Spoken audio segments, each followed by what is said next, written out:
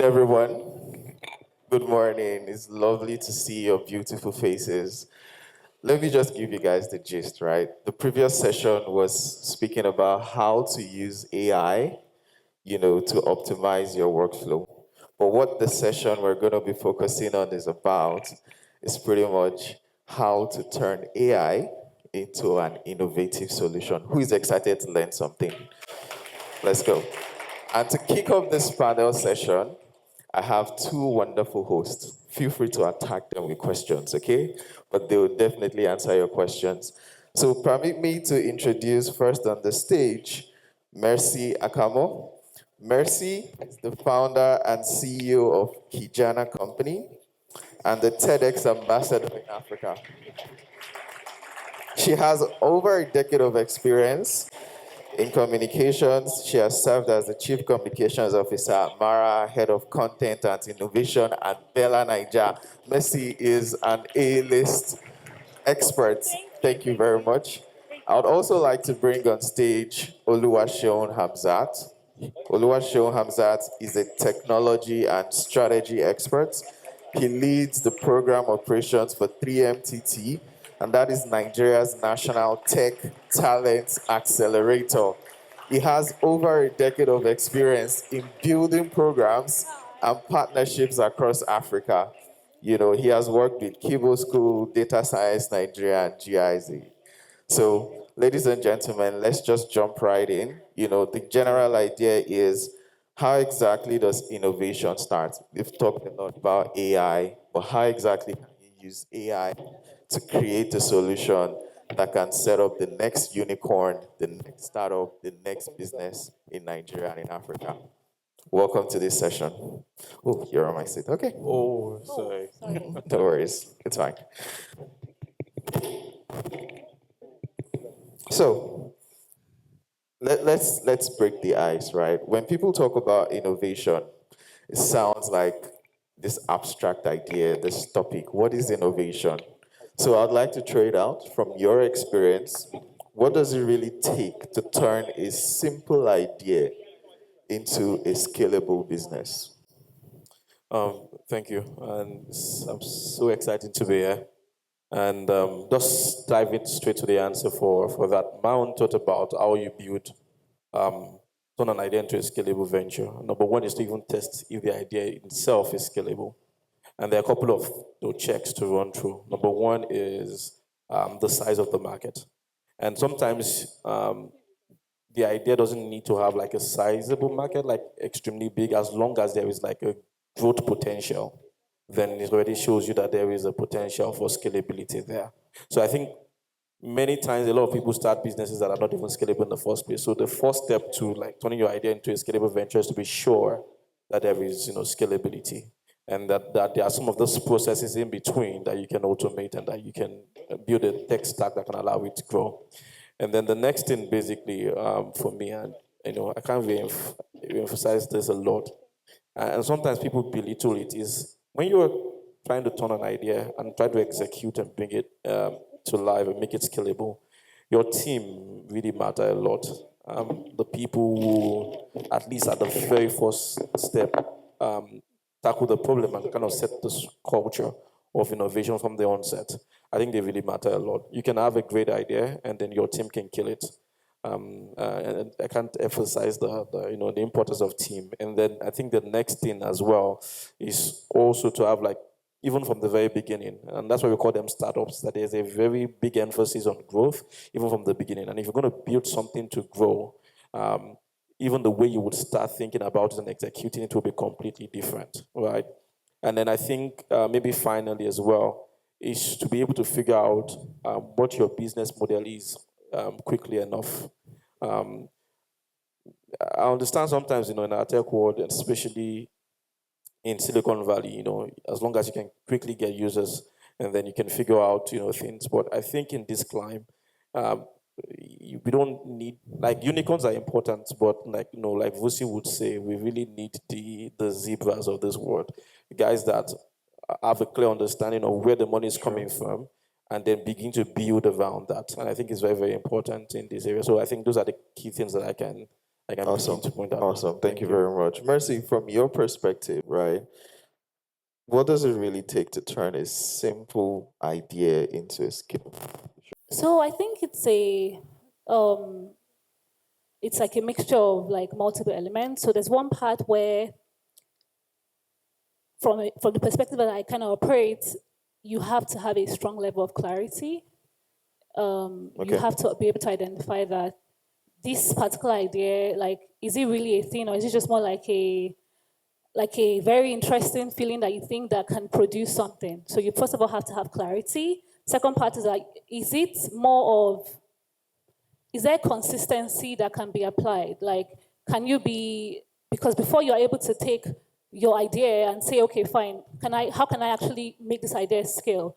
Can you keep repeating, like doing this particular, business idea into a business? Can you continue making this into a thing as often as possible? Because at times, some ideas are very brilliant, but after like maybe a couple of times, you kind of get tired, and then Get it kind of stuck. fizzes out. It kind of slows down. So that consistency part, from the lens I kind of operate from the community element, I feel like if you are able to see that your idea is able to kind of, you can build a community around it. Because for me, every single business, from the lens, I'm using that word lens a lot because I've seen that if you have a very strong community that is very powerful, no matter how, and your idea is great, you can actually scale it. You know, if something is replicated here in Nigeria, you can kind of replicate it on a different part of the continent with some tweaking here that kind of localizes it. So I would say in terms of clarity, consistency, and I would say there's a level of community that you have to bring in. Awesome. Thank you very much for that. So, just to drill in a bit more, right, on the idea of innovation, how do you know if an idea has the potential to scale? I'm sure there are a lot of people here who have so many ideas about the business they want to start or the company they want to start, but they don't know what to look out for. So, what are the potentials that founders or aspiring entrepreneurs can use to assess whether their ideas are scalable? How's that? I'll start with you. Yeah, I think in the way I've kind of answered the question before now, but again, I'll just repeat some of the things. Number one is the size of the market, or at least something that's on the upward trajectory of growth in terms of market size. Okay. So as long as uh, a lot of people can find value in it, I think it's a good sign to show you that, okay, we can build something that scales here. That's number one, because there's no need for you, building a solution that only yourself or your family members would use. That's not scale. So True. if you're going to be building something, it's like, okay, there is either going to be a big number of people that would need this in the next 2 or 3 years, or there are already people who need this solution right now. Now, So that's one way to at least test that. The other way to test it as well is to figure out, number one, how can technology help alleviate a lot of things right now? I think a lot of people have great ideas, and I've also made this mistake as well. It's like you look at this idea, and from a theoretical point of view, you're like, yeah, why is it that nobody has tackled this problem? It's until you enter it that you then realize that there's a reason why people don't attempt solving that problem. So I think for you, it's like you need to have a unique perspective, especially if it's going to scale. You have to have something that maybe something that a new technology can help us reimagine how we solve it. And if you don't have that edge or you don't have that angle, it's going to be extremely difficult for you to scale solutions to those kind of long-standing problems. So I think for me is you have to have an angle, a clear angle that has to be super clear to you how technology comes here and changes the game. That's number two. Number three is you have to figure out how a lot of those things, once you find a proven solution that works, the next stage is then, how do I automate this? Is that I don't need to do this every time myself. I don't need to get all the engineers every time to start coding stuff. How can we create something that can be automated and that doesn't work by itself? Probably there'll be a man in the middle kind of thing, but at least on a large scale, it kind of replicates itself. And maybe the final thing as well, like because we're in the midst of tech, is also like your a scalable tech stack, right?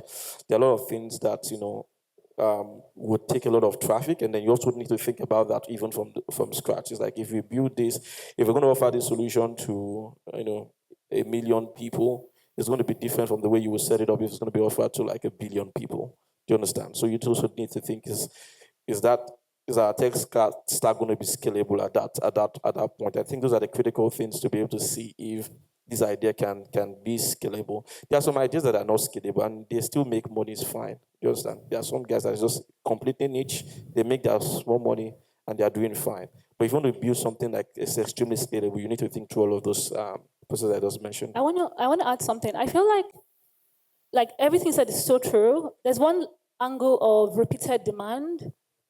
You know, you can have a brilliant idea, and if the solution that you're providing is not really needed, like do people really need like every time, can you trace a pattern where this thing that you're doing, there's like you can see new people coming in, people are coming in, because if not, like you said, it's just going to be like, it's going to be great. You could even have a fantastic 1 or 2 years in operation, but you would end up kind of going down.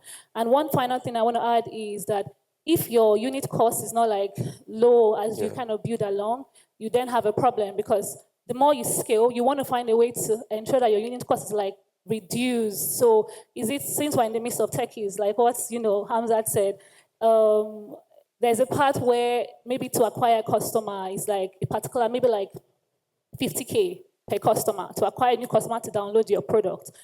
And then as you grow, you don't want to keep spending 50K per customer. You want to find a way to kind of reduce the cost. And if you're able to identify that on time, you then realize that, this thing looks like it's scalable, across the board. Awesome. I like that you brought up the idea for unit cost, because the next question I have is, for many startup founders, they love to experiment, right? You try one business idea, you want to try out the latest solution, this and that. How exactly can they balance the experimentation with survival, especially when it comes to the area of finance? So, yeah, should I Yeah. take that, or do you want? You can start. Okay. So people that know me know that I really love to experiment. I find joy in experimenting because I feel like that kind of like gives me life in a way. So even when it comes to business or projects I actually handle, I like to kind of test out different things, right? I think experimenting is very cool. Like it's really important, especially when it comes to a business, right? However, there's a point where as a business owner, you have to find a way to, first of all, I need to say this for posterity, encourage a culture of experimentation when it comes to your company, right? However, you actually have to put like guardrails, and those guardrails are like, first of all, like you have to first of all have a defined timeline.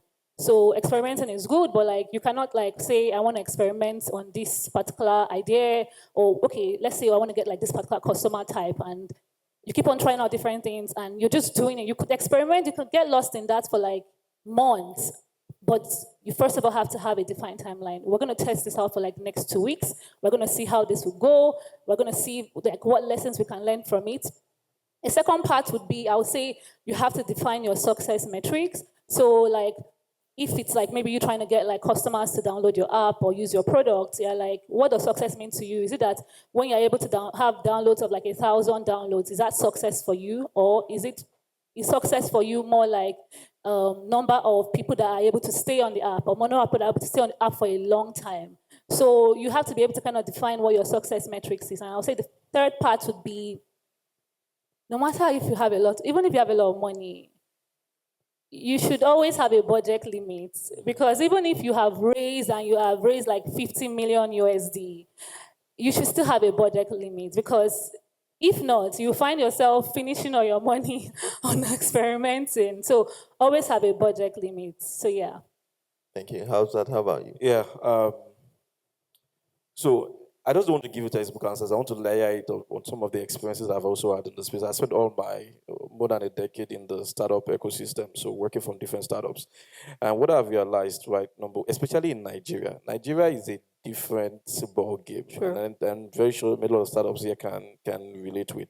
I have a mentor that says, and she was my former boss, and she's a mentor. She drilled this habit into me to say, I treat my way into greatness. So keep trying, and I would improve every single time, and until we get into greatness. But what I've realized, especially that question, kind of making like some interesting experience that we've had, is that in Nigeria, like, and I think it's even more like most part of the world, it's very, very important for your business to be viable, because that's the only way you still remain in existence, right? And so you need to guide that. So whatever experimentation that you are that you're going for, you need to at least have found a core, something that you have tested and you have proven over time that you can still keep. Do you understand what I'm saying? So there's a model that says the 7-20-10 model. Is that correct? Yeah, 7-20-10 model. And they say 70% focus on what you have already, and then look for tiny little ways to just improve. Like not a lot of crazy stuff. Then spend 20% on figuring out what are the adjacent areas you can basically pivot to, or or like that causes like a drastic change. But then 10% you focus on something that completely disrupts the game. So I think, and I think that's where you find the balance, is to say it is good to always stay on the edge, but don't be changing your business model like every quarter. If you are doing that, you probably would you get burnt and get burnt crazily. So what you need to do is figure out at the early stage something that really works, and then have a portion of your head and time space focused on trying to find the next lever to pull. But and just time back again to the original question that you have, like, how do you know that one solution scales, especially in Nigeria, is that you think about the money. Where's the money coming from now? Because I worked for a startup that fulfilled all the criteria I mentioned earlier. Like it's scalable. There are a lot of people that need the problem. Then they realize, and shockingly so, that not a lot of people can afford to pay for it, and that's where we had to shut down. It was good. We tested that it actually works. Everything was fine. Scalable tech. There are people that actually are facing the problem. It's in fact it's a pandemic, but the people that you're offering the solution to can't pay for it, and it's not then scalable if the people can't pay for it. So I think that again, just how do you protect your viability while still experimenting? It's like you figure something that works now, and spend a good chunk of your time trying to figure out how do we improve this, or how do we even change the game totally, but still protect that, because that's how you remain viable and you remain in business. Awesome. Thank you very much for that. And I'm going to draw a thread from that question. So beyond revenue, right, what other tangible metrics can we use to measure innovation in terms of how well is working? I'm sure there are a couple of people here who have business ideas that money is not coming in, but in some way or another, they are still seeing growth. So what other tangible metrics can we use to measure innovation? Starting with you, Hamzat, from your experience. Great question, and I think it's good that you even brought it up, because when I said money, everybody started thinking money. It's not everybody. In fact, there are many businesses that are disguised as business, but they're not really businesses. They are just like data collection points, and that's their own entire model. Do you understand what I'm saying? So I think, again, I don't think there is a textbook answer. It's basically dependent on your context and on your person. So, for example, a lot of people, as long as they can prove that you have many users, right, you can always convince investors to give you more money, and as long as they are users. Number two is that as long as there is real live data that can be verified, that is genuine and true, and you can validate the accuracy of that data, and you can chalk it up at scale, there are some people that is extremely valuable to them, and then they will pay you any amount, and even if you're not making any money, especially in what you are trying to push out at first. So for many people, it's different. So some people, it's also impact. It's like, how much impact does it directly? And that's what we call something impact investing. It's like we are not making the biggest money, but we know that what we are doing is affecting people's lives directly. So there are, for different people, for different business, for different contexts, there are different things that measures impact. You just need to know and have the clarity for yourself. So I've mentioned, just to recap some of the things I've mentioned already, apart from money, I've mentioned numbers of users. So as long as people are using it, I've mentioned data. Are you creating data that helps some other businesses? I can give you a couple of examples of guys who just collect data, but they don't really use it. And they sell that data and get, like, many platforms where you don't pay. You yourself, you are the payment. Because your data fits into other people, can use it for art, can use it for those other things, and then there's also direct impact as well. There are a couple of other things as well. I don't want to take too much, but those are key things. So it doesn't have to do with money, especially if you have a way to turn some of these raw things back into cash at the back end. Marcy, do you have anything to add? I would say maybe brand relevance and also market share growth. Like, depends on, like, can you trace that the solution or the business is beyond the revenue?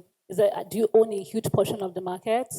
And also, how relevant is the brand or the organization, like either in the community that they serve? So I'll say those are the two things I would add.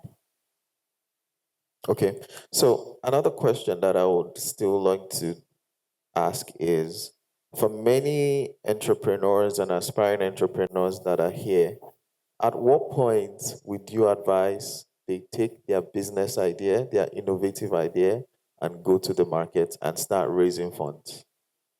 Because I know, and we all know, that access to funds is an issue that deters a lot of entrepreneurs from scaling, from growing. So at what point in their entrepreneur journey can they say, okay, I have an idea, I have a product, I think it is ready for me to go to the market? When do they determine that? Uh, Again, is dependent on context. There are some people that, and I've worked with some startups that they have what we call war chest for the next 10 years. So for them, they move at their pace, and as long as they have that war chest, they can still use. So it's really dependent. I think, and I'm trying to think about this question in the context of Nigeria, because Nigeria, again, I'm saying, is very, very peculiar. It's in Nigeria where a VC firm and their investor want to invest in you, and they say it's pre-seed, and they're asking you to have at least 5K, 10K MRR. And I always tell my guys, like, if you have 10K MRR, why in God's name do I need an angel investor? Can't I just calm down, just build this bit by bit? Do you understand? But again, that's what we have here in the country. Unfortunately, or interestingly, in other parts of the world, somebody will give you $2-3 million to test an idea. I need to prove to you, and even what I'm getting is 100K, 50K. And I'm not saying it's not a lot of money. I'm just saying that that's just the reality of things. Do you understand? So it really depends on you as an individual. But my general blanket recommendation is, as long as you've proven the model, you've done, and again, it's always, I think it's two different, you ask two different questions in one. Number one is, when do I hit the market? Number two is, when do I raise fund? They can be two separate stages, right? I can hit the market almost. In fact, I tell people, once you have the idea, just hit the market straight away. Let the market be the determinant. Don't spend too much time building and then realize that the market did not need what you spent 2 years of your life building. That's a terrible waste of your life. You don't understand? So I always say, find a way to build a quick prototype. Thank God that we have a lot of no-code AI tools now. Build something in 1 month, launch out. If it's good, the market will let you know. If it's bad, the market will let you know. So that way you don't waste your life. Because we don't have youth forever, right? True. So you can quickly run into the market and then and check. And once you've been able to find traction, especially in the Nigerian space, once you can get traction, like I said, the 5K MRR or whatever thing, then you can then go raise fund. Because now you've proven to say, in 6 months we did these figures. And so it's easier for you to make fund than just showing PowerPoint presentation. Assuming you came about 5 years ago, people were raising a lot of money with PowerPoint. But now, investors no grill, there's no PowerPoint. They'll tell you where's the prototype and what are your numbers. Do you understand? True. So that's how it works now. So I'll take it from two lens. So I've been part of a startup that has raised a lot of money before, like when they were just about to start building. I've also been part of a startup that has not raised and bootstrapped until when they want to start raising, right? So I'll say that a lot of times it's usually very dependent on the founder or the founding team. And also, so there's one part where location also kind of like matter. And I think Hamza kind of alluded to that. There's a part where if you were based in a different country, I would advise you to raise as soon as you have a very strong idea, immediately. Even if it's like small fund, and then build up from there. If you are based on this side of the continent, I would advise you to just build and bootstrap as much as you can. And majorly, like, test that idea to see if this idea if there's a demand for it. Because what you don't want to do is, and I've seen this a number of times, is raise a lot of capital and then go, it's not good. It's not good for you, it's not good for the ecosystem. So you want to be able to raise when you know it's right. So there's, like I said, I'm advising from two lenses. Raise if you're outside the country, you have an idea that is very strong. Raise if you're on the continent, I would advise you to bootstrap as much as you can. And some people are very lucky that they can raise almost immediately based on just family and friends fund, and that's good. But I would say put your money, a bit of your money inside it, just to test it on a very small scale and see how that's. And if it works very well, like yes, I've hit gold. There's something here, then you can start raising. That's so that would be my So advice. basically, as a Nigerian entrepreneur founder, you have to show workings. You have to have to. Wow. It's yeah, Wow. it's the truth. Yeah, you have Okay. to. Just one more question before we round up because we're out of time. How can a lot of the founders and the entrepreneurs stay ahead of the curve when it comes to innovation? What is your advice to the audience? You want to go Yeah, first? Okay. please. Happy to go first. How do you stay ahead? Um, I don't want to say something, but I don't know. I'm hesitant to say it. See, you don't need to do a lot of things to stay ahead, especially in this climate. I think uh, that's what I have seen, at least personally. It's like we still have a lot of things to do to get to that level of excellence. We're doing great, but I think that we can do a lot much better than we're currently doing. So, but if you want to stay at the edge, number one is you yourself need to constantly grow. I think that's very, very important. Whoever the startup founder is, you cannot rest on your laurels. Like you need to constantly grow. You need to also have that culture of innovation within your team. Where, like I mentioned, like my boss made that thing, you did that thing. It was like you did well, and that's great. Even did above expectation, but you can't.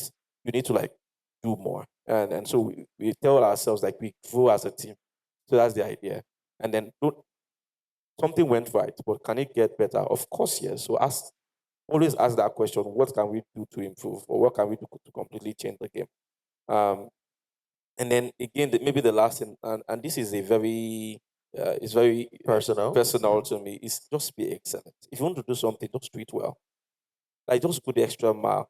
Like it's appealing to me how I say appalling to me when I see young people and I see their work and you're like you're attaching your I say you attach your name to this work.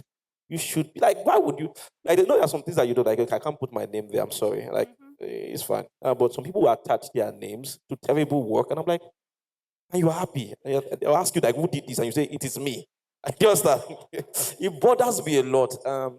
And so for me, it's like as long as you can be excellent, you're constantly growing, and then you have your eyes on the cutting edge player. Sometimes not even you might not be able to perform at that level, but at least being aware of them and constantly following them. What you then realize is that the gap between you two will start reducing. That's basically the simple formula I use for my career. Like I look at the guys who are at the cutting edge of where I wanted to be, and just aggressively follow them. And before I realized it, that guy started getting close to the extent where I'll be in the same room with them without conversations, and I don't feel any sort of inferiority complex.